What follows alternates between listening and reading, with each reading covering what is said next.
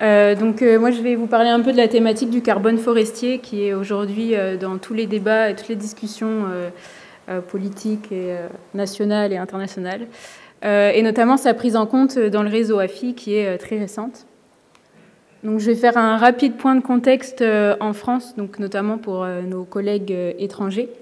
Donc, en France, on a la stratégie nationale bas carbone qui est la feuille de route de la France pour lutter contre le changement climatique.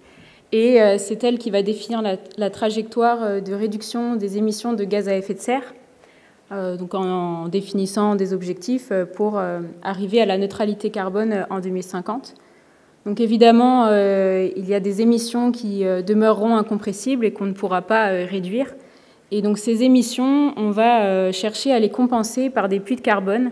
Et ces puits de carbone, c'est là qu'interviennent les forêts et le rôle important qu'elles occupent en tant que puits de carbone, donc notamment avec la séquestration de carbone dans les arbres, dans l'écosystème forestier, le stockage de carbone dans les produits bois, dans le sol évidemment, et aussi dans le bois mort, et l'effet de substitution du matériel bois à d'autres matériaux plus énergivores.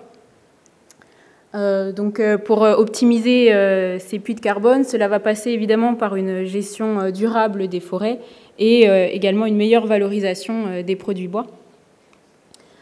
Donc en 2018, la France, le ministère de la Transition écologique a créé un label bas carbone qui est un outil pour contribuer à l'atteinte de ces objectifs.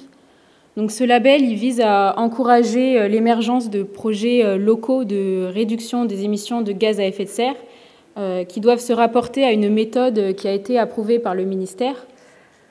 Et les projets, ils doivent être additionnels en carbone, c'est-à-dire aller plus loin qu'une référence définie par cette méthode. Donc ça concerne plusieurs secteurs, dont le secteur forestier. Et en France, pour l'instant, on a 3 méthodes qui ont été validées par le ministère.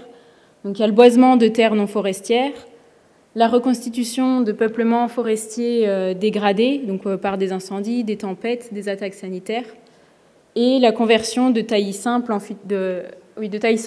futaies sur souche, donc sur des taillis qui sont sur des bonnes stations et principalement sur le châtaignier. Voilà, donc j'y reviendrai un peu plus tard là-dessus. Et je vais vous présenter un peu le travail qui a été fait à l'AFI sur la thématique carbone. Donc il y avait déjà eu un premier travail dans les années 2010 sur le carbone. Et ce travail il a été continué en 2019 pour intégrer le suivi carbone des dispositifs dans le traitement des données. Donc c'est une nouvelle thématique qui va s'ajouter au même titre que le suivi écologique, dendrométrique et économique des dispositifs. Donc on a trois compartiments qui ont été calculés et qui sont suivis. Donc il y a l'estimation de la séquestration carbone dans la biomasse vivante, aérienne et souterraine. Ça prend en compte divers paramètres. Ensuite, on a aussi l'estimation du stockage carbone dans les produits bois récoltés, avec la notion de durée de vie pour intégrer pour intégrer la qualité des bois, parce que des bois qui ont une qualité une meilleure qualité auront des usages potentiellement plus nobles et donc un stockage de carbone sur le long terme de ces produits. Et enfin, on a aussi l'estimation du stockage de carbone dans le bois mort, qui est aussi donc un stock de carbone sur le long terme. Et alors ce dernier compartiment a permis de valoriser des données qui sont prises pendant les inventaires des dispositifs, mais qui pour l'instant n'avaient pas été intégrées à la chaîne de traitement. Donc c'est toutes les notes sur le bois mort, donc la pourriture, la dureté du bois, qui interviennent dans le calcul du stock de carbone sur le bois mort, dans le bois mort. Donc rapidement, quelques résultats sur les dispositifs. Donc là, j'ai représenté un dispositif qui est à base de chêne, donc à gauche, le dispositif numéro 11, et un dispositif à base de Douglas à droite, donc le dispositif numéro 49. Donc on a les 3 compartiments qui sont représentés. Donc en vert, on a la biomasse vivante aérienne, en gris, c'est la biomasse racinaire, et en marron, c'est la biomasse morte. Donc le dispositif numéro 11, il est suivi depuis au moins une trentaine d'années, donc on a plusieurs inventaires, et on peut voir une fluctuation de ce stock de carbone. Donc en ordonnée, c'est des tonnes de carbone par hectare, et on peut voir donc des fluctuations dans ce stock de carbone qui sont principalement liées aux coupes de bois. Donc notamment entre le 3e et le 4e inventaire, on avait une coupe de bois d'œuvre qui avait prélevé 24% du volume. Donc on a cette baisse sur le stock global de carbone. De manière générale, donc les dispositifs feuillus, ils stockent moins de carbone. On est entre 60 à 85 tonnes de carbone hectare, comparé à des dispositifs feuillus où on est plutôt entre 100 à 200 tonnes de carbone hectare. Donc cela s'explique parce que comme la quantité de carbone, elle se calcule à partir du niveau de matériel sur pied, on est forcément, c'est forcément impacté voilà, par les niveaux de volume sur pied de ces dispositifs. Et rapidement, donc un troisième dispositif, c'est le dispositif numéro 82. Donc je vous l'ai mis parce qu'il est un peu particulier donc, en termes de volume de bois mort. C'est un des dispositifs qui a le plus de bois mort au sol et sur pied de tout le réseau AFI. Et c'était juste pour mettre en évidence les tonnes de carbone hectare stockées dans la biomasse morte, qui ici représentent jusqu'à 10% du stock de carbone calculé sur les 3 compartiments. Et évidemment, je n'ai pas représenté de dispositif en représentant les durées de vie de produits bois et les stocks de carbone, mais on a évidemment, avec une gestion qui permet aussi une augmentation de la qualité, donc potentiellement des produits bois mieux valorisés et donc des stocks de carbone stockés sur le plus long terme.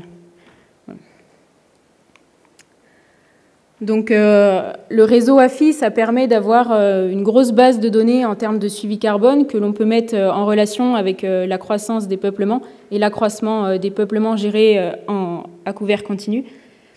Et donc dans le cadre du label bas carbone que j'ai introduit tout à l'heure, donc ce label bas carbone qui porte aussi sur le secteur forestier, il ne couvre pas encore toutes les situations sylvicoles que l'on a en France. Et notamment, il n'y a pas de méthode qui existe sur la sylviculture à couvert continu, alors qu'on sait qu'elle apporte de nombreux bénéfices sur le stock de carbone, donc notamment avec l'optimisation de séquestration carbone dans les arbres et aussi sur le stock de carbone avec les produits bois récoltés. Et comme on ne fait pas de grosses coupes et qu'on passe en coupe régulièrement et de manière légère, on a un stock de carbone qui reste permanent et on n'a pas de grosses diminutions de ce stock avec des exportations importantes. Et donc ça m'amène à un projet qui a débuté fin d'année dernière, monté par l'AFI, ProSylva France et la Société forestière de la Caisse des dépôts, pour monter des itinéraires bas carbone à couvert continu. Donc on aimerait concevoir des itinéraires qui sont bas carbone concernant 2 situations prioritaires qui ont été identifiées à l'échelle nationale. Donc que sont les futaies écuyennes adultes, donc principalement les plantations résineuses monospécifiques, où là on proposerait deux itinéraires évalués donc, sur le carbone.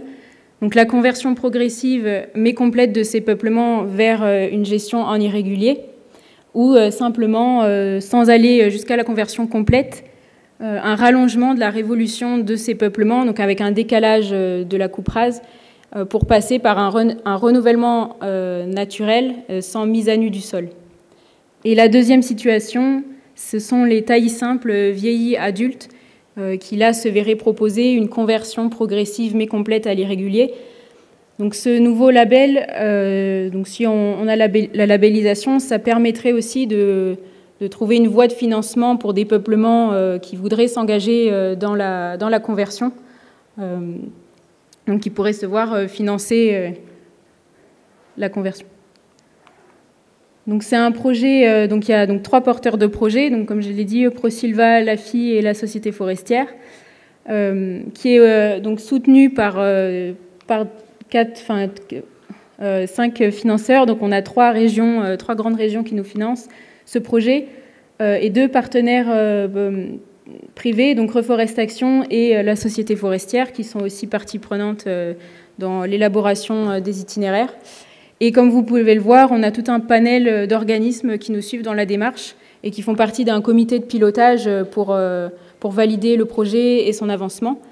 Donc ça montre un peu l'intérêt que tous ces acteurs ont à suivre donc notre démarche à la fois en termes de carbone, mais aussi sur la sylviculture à couvert continu, qui donc attire aussi pas mal d'organismes autour de la table. Je vais passer un peu la partie technique.